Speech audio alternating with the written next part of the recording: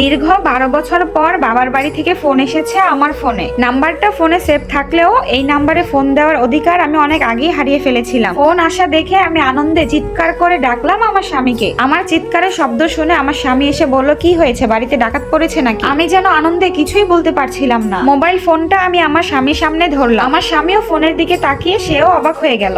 আমার স্বামী বলল, তোমার বাবা ফোন করেছে, তাড়াতাড়ি ফোনটা রিসিভ করো, না হলে ফোনটা কেটে যাবে। আমিও বললাম, হ্যাঁ ধরছি, কিন্তু ফোনটা ধরার আগেই কলটা কেটে গেল। তখন আমার হাসিটাও আমার মুখ থেকে মুছে গেল। আমি ফোনটা ব্যাক করবো কিনা ভাবতে ভাবতেই সাথে সাথেই আবার ফোনে রিং বেজে উঠলো। তখন আমি আর 1 সেকেন্ডও দেরি করলাম না, সাথে সাথেই ফোনটা রিসিভ করতে আমি বললাম, হ্যালো বাবা। ফোনের ওপাশ থেকে তখন বাবার চিরচেনা গম্ভীর কণ্ঠটা শোনা গেল। বাবা বলল, বিথি। আমি বললাম, হ্যাঁ বাবা আমি বলছি। আমি বললাম, বাবা কেমন আছো? তখন বাবা বলল, আমি কেমন আছি সেটা না হয় তোমার অজানাই থাক, তুমি কালকে কি একবার আমাদের বাড়িতে আসতে পারবে? আমি বললাম, বাবা আসবো। তখন বাবা বলল, হ্যাঁ আমি তোমাকেই আসতে বলছি। বাবা তখন আমায় বলল, তবে তুমি একাই আসবে? তখন আমি বললাম, হ্যাঁ বাবা আমি আসবো। তারপর জিজ্ঞাসা করলাম, মা কেমন আছে? কিন্তু বাবা এরপর কোনো উত্তর না দিয়ে সাথে সাথেই ফোনটা কেটে দিল। এরপর আমি হাসতে হাসতে আমার স্বামীকে বললাম, বাবা কালকে ওই বাড়িতে যেতে বলছে আমাকে। আমার স্বামী তখন অবাক হয়ে বলল, সত্যি? অবশেষে তাহলে আমি আমার শ্বশুর বাড়িতে যেতে পারবো, আমাদের সন্তানটাও তাদের নানা বাড়িতে যেতে পারবে। আমি তখন একটু অস্বস্তি বোধ নিয়ে বললাম, না মানে বাবা শুধু আমাকেই যেতে বলেছে। এই কথা শোনা মাত্রই আমার স্বামীর মুখটা ফ্যাকাশে হয়ে গেল, একটু আশার প্রদীপ জলজল করেও যেন নিভে গেল। তাই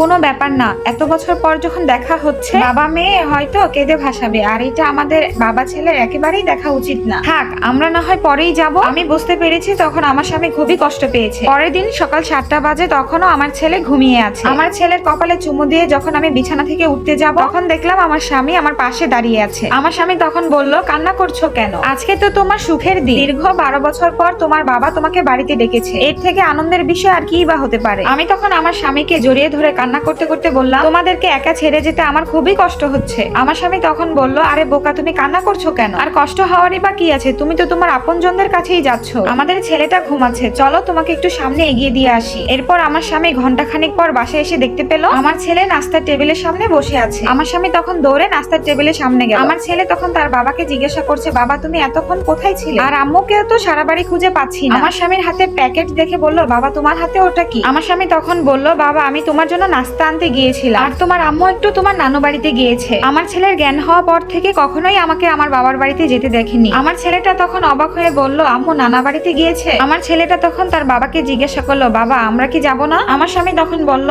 হ্যাঁ বাবা আমরা যাব, অবশ্যই যাব, তবে তোমার মা আগে ঘুরে আসো, সবকিছু ঠিক হোক, তারপর আমরা দুজনেও যাব। এরপর সেই চিরচেনা বাড়িটার সামনে দাঁড়িয়ে আছি আমি, যেই বাড়িতে আমার জীবনে 17টা বছর কেটেছে। সেই বাড়িটা যেন এখনো একই রকমই আছে। আমার স্বামীর সাথে পালিয়ে যাওয়ার কারণে আমার বাবা মা আমার সাথে সম্পর্ক বিচ্ছিন্ন করেছে। এরপর একবারই এসেছিলাম এই বাড়িতে, তখন বাবা আমায় বলেছিল, তুই যদি এই বাড়িতে কখনো পা রাখিস তাহলে তুই আমার মরা মুখ দেখবি। কিন্তু এখন তো বাবা আমাকে নিজেই ডেকেছে, তাহলে হয়তো সেই অভিশাপ এখন আর লাগবে না। এই কথা ভেবেই গেট পেরিয়ে আমি ভিতরে ঢুকে গেলাম। ড্রয়িং রুমে ঢুকতেই দেখতে পাচ্ছি আমার বড় ভাইয়া সোফার উপরে বসে আছে। আমাকে এত বছর পর দেখে সে ছুটে আসলো, আমাকে জড়িয়ে ধরে তখন ভাইয়া কান্নায় ভেঙে পড়লো। ভাইয়া তখন বলল, কেমন আছিস বোন? আমি তখন বললাম, ভাইয়া আমি ভালো আছি, তুমি কেমন আছো? তখন ভাইয়া বলল, হ্যাঁ আমিও ভালো আছি, আয় বস। আমার হাত ধরে তখন ভাইয়া আমাকে সোফায় নিয়ে বসালো। এরপর ভাইয়া তার হাসি কান্না মিশ্রিত কণ্ঠে আমাকে বলল, তুই তো একদমই বদলাসনি, সেই আগের মতোই রয়ে গিয়েছিস। আমি বললাম, ভাইয়া তুমি কিন্তু ঠিকই বদলে গেছো, তোমার চুলগুলো পেকে গিয়েছে, দাড়ি পেকেছে, আর আগের চাইতেও অনেকটা বেশি রোগা হয়ে গিয়েছো। আমার কথা শুনে তখন ভাইয়া মুচকি হাসলো। তখন আমি ভাইয়াকে জিজ্ঞাসা করলাম, ভাইয়া বাবা মা কোথায়? ভাইয়া তখন বলল, বাবা তো বাবার ঘরেই আছে। আচ্ছা তাহলে আমি একটু বাবাকে দেখে আসি। এই বলেই যখন আমি উঠে দাঁড়ালাম, ভাইয়া তখন আমার হাত ধরে বলল, তুই এখন যাস না, বাবা ভেতরে যেতে নিষেধ করেছে, যখন কাজ শুরু হবে তখনই যাস। আমি তখন অবাক হয়ে বললাম, কাজ মানে কিসের কাজ? ভাইয়া তখন বলল, এসেছিস যখন তখন পরেই জানতে পারবি। এরপর আমি আবারও বসলাম। তখন ভাইয়াকে জিজ্ঞাসা করলাম, ভাইয়া বাবা কি এখনো আমার উপরে রেগে আছে? আমি জানি না, কিন্তু তুই এখন মিমির রুমে গিয়ে বসতে পারিস। আমি ড্রয়িং রুম থেকে তখন মিমির রুমে চলে গেলাম। আমি মিমির বেডরুমে যেতেই তখন মিমি আমাকে দেখে দৌড়ে এসে আপু বলে কান্না করে জড়িয়ে ধরল। আমিও তখন আবেগপ্রবণ হয়ে গেলাম, কারণ দীর্ঘ 12 বছর পর আমি আমার ছোট বোনটাকে দেখছি। তখন মিমি কান্না করতে করতে বলল, আপু তুমি এতদিন আমাদের বাসায় আসোনি কেন? তুমি কি কারো কাছেই খবর পাওনি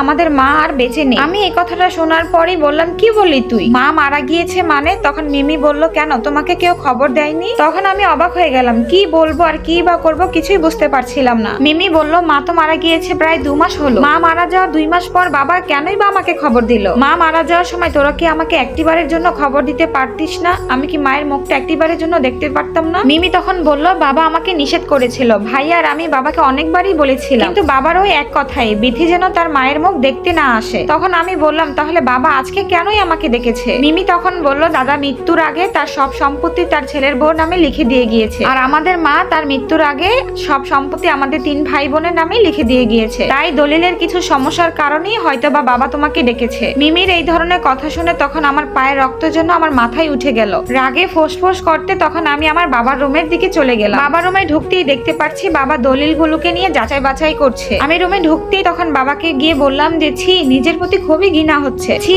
বাবা, আমি কি তোমারই সন্তান? তোমার প্রতি এত ঘৃণা হচ্ছে আমার। তখন বাবা দাঁড়িয়ে আমাকে বলল, তোকে এই রুমে আসতে নিষেধ করেছি না? আর এই রুমে কেন, এই পুরো বাড়িতেই আমি আসবো না। মা মারা গিয়েছে, তুমি সেটা আমাকে খবর দিতে দাওনি, আর এই কাজের জন্য তুমি এখন আমাকে ডেকেছো? বাবা তখন বলল, দলিলে 3টা সাইন লাগবে তো। আমি বললাম, কেন? তখন বাবা বলল, কেনটা না জানলেও চলবে তোর। আমি তখন বললাম যে আমি সাইন করতে পারবো না। তখন বাবা বলল, কেন সাইন করতে পারবি না তুই? বাবা তখন বলল যে, তোকে আমি এই সম্পত্তি দিতে চাই না, তুই যে সম্পত্তিটা পাবি পুরোটাই আমি আমার নামে লিখে নিব। আমি তখন বললাম যে আমার সম্পত্তির ভাগীদার তুমি না, আর আমি আমার সম্পত্তির ভাগ কখনোই ছাড়বো না। বাবা তখন বলল, তুই কি ভুলে যাচ্ছিস এই সম্পত্তি আমার বাবার? আমিও তখন বললাম, তুমিও হয়তোবা ভুলে গিয়েছো, তোমার বাবা তার সব সম্পত্তি আমার মায়ের নামেই লিখে দিয়ে গিয়েছে, আর আমার মা তার সমস্ত সম্পত্তি আমাদের 3 ভাইয়ের নামেই লিখে দিয়ে গিয়েছে। তার মানে দাঁড়ালো তুমি এখন পথের ফকির। এই কথা বলেই তখন আমি আমার বাবার রুম থেকে বের হয়ে আসলাম। রুম থেকে বের হয়ে আসতে তখনও ভাইয়ার সাথে আবার দেখা হয়ে গেল। ভাইয়াকে তখন বললাম, ভাইয়া তুই অন্তত মায়ের মৃত্যুর খবরটা আমাকে একটিবারের জন্য জানাতে পারতিস। তখন ভাইয়া মাথা নিচু করে বলল, আমার হাত পা বাঁধা ছিল রে বোন। আমার বাবাকে ছোটবেলা থেকেই দেখছি জুয়া খেলতো, আর এই জুয়া টাকার জন্য আমার আম্মাকে মারধর করতো। বাধ্য হয়ে আমার দাদা তার সমস্ত সম্পত্তি আমার মায়ের নামে লিখে দিয়ে যায়, কারণ দাদা যদি তার সম্পত্তি আমার বাবার নামে লিখে দিয়ে যেত তাহলে সমস্ত সম্পত্তি জুয়া খেলে শেষ হয়ে যেত। জুয়াখোর একটা বুড়ো লোকের সাথেই তখন বাবা আমাকে বিয়ে দিতে চেয়েছিল, শুধুমাত্র টাকার লোভে। ভালোবেসে পালিয়ে বিয়ে করেছিল আমার স্বামীকে, আর সেই অপরাধেই তোমরা 12টা বছর আমার সাথে যোগাযোগ রাখোনি। এই কথা বলেই তখন আমি বাসা থেকে বেরিয়ে গেলাম। গেট থেকে বের হতেই দেখতে পেলাম সামনে দাঁড়িয়ে আছে আমার স্বামী আর আমার ছেলে। আমার ছেলেটা তখন দৌড়ে এসে আমাকে জড়িয়ে ধরে বলল, আম্মু আমি বাবাকে নিয়ে চলে এসেছি। আমার মন বলছে নানা নানু আমাকে দেখার জন্য অস্থির হয়ে গিয়েছে, তুমি ফোন করে আসতে বলার আগেই আমি চলে এসেছি। আমার ছেলে তখন বলে, আম্মু নানা নানু কি আমাকে আর আব্বুকে নিয়ে যেতে বলেছে? আমার ছেলেটার এইসব কথা শুনে তখন আমি আমার চোখের জল লুকানোর চেষ্টা করলাম। আমার ছেলেটার কপালে চুমু দিয়ে বললাম যে, আব্বু তোমার নানু বাসায় নেই, আবার পরে না হয় তোমার নানুকে আমরা সবাই একসাথে দেখতে আসবো, এখন চলো আমরা আমাদের বাসায় চলে যাই। তখন আমি আমার স্বামীর দিকে তাকিয়ে বললাম যে, চলো একটু কবরস্থানের দিকে যাব। আমার স্বামী তখন বলল যে, বিথি আমি সবকিছুই জানতে পেরেছি, তুমি কি আমাকে পেয়ে সন্তুষ্ট না? আমি তখন বললাম, তুমি এই কথা কেন বলছো? আমার স্বামী তখন বলল, তুমি যদি আমাকে পেয়ে সন্তুষ্টই থাকো তাহলে কখনোই এই সম্পত্তি তুমি নিতে আসবে না। যেই সম্পত্তি বাবা ও মেয়ের মাঝে দূরত্ব বাড়ায় সেই সম্পত্তি আমাদের ভবিষ্যৎ প্রজন্মের প্রয়োজন নেই। চলো আমরা কবর জিয়ারত করে বাসায় চলে যাই। আলহামদুলিল্লাহ আমি আমার স্বামী আর সন্তানকে নিয়ে সুখে আছি।